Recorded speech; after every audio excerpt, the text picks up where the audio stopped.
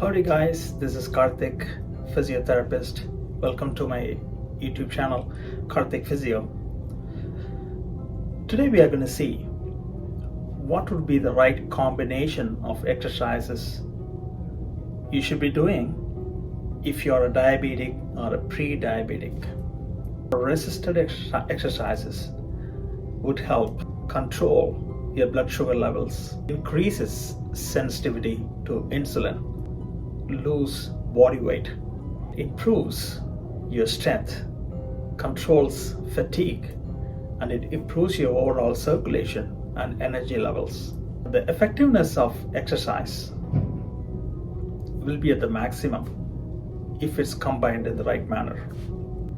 A short 15-minute exercise program followed by a 15-minute walking. You need 30 minutes of your time to get exercise to control your blood sugar level. So without any equipment, doesn't matter how old you are, I'm going to show you 4 exercises which can help you start your day with high energy level, and in 3 months time you can see the progress in the HbA1c levels by seeing them coming down gradually.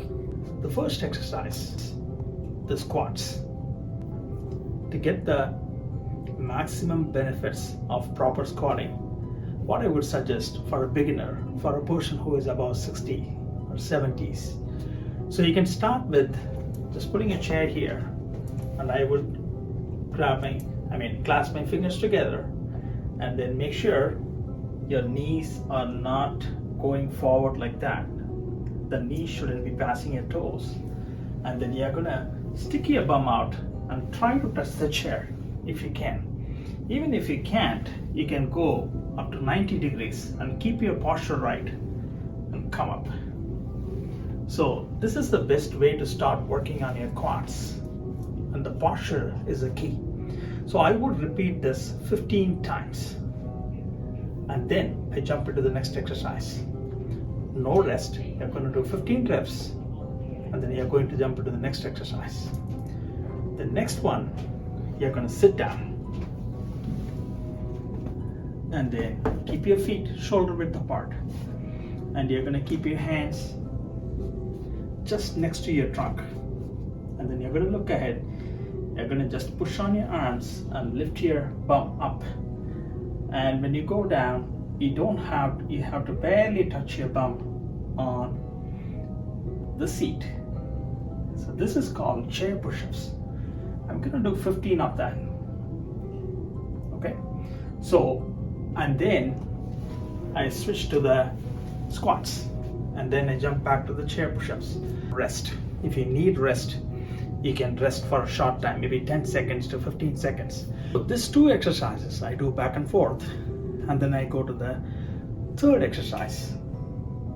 If you have a stair at home, I would position myself. I'm going to stand in the last step and leave my half of the foot out of the stair, and I'm going to look ahead, and then I'm going to just keep my hands just for support. I'm not going to put any weight through my arms, and I'm going to drop myself down slowly and just come up as much as I can. And you have to feel the squeeze on your calf, and the calf muscles should work. So this is the way you want to do it, 15 times. So once you are done 15 times, the next exercise you're going to work on is the wall push-ups. So all you have to do is put your hand like shoulder width apart, and then you're going to keep your back straight. Sure, you're going to look at the wall, and all you have to do is go forward and come up 15 times. The common mistakes, people sometimes put their head forward, try to bring their nose to the wall. That's a common mistake. Target your chest to get close to the wall and come up. So then I'm going to go back to the stair and then come back to the wall push-ups. So these are the 4 exercises which can be pretty demanding. I would do them 15 times, 3 sets, once a day, 3 to 5 days a week.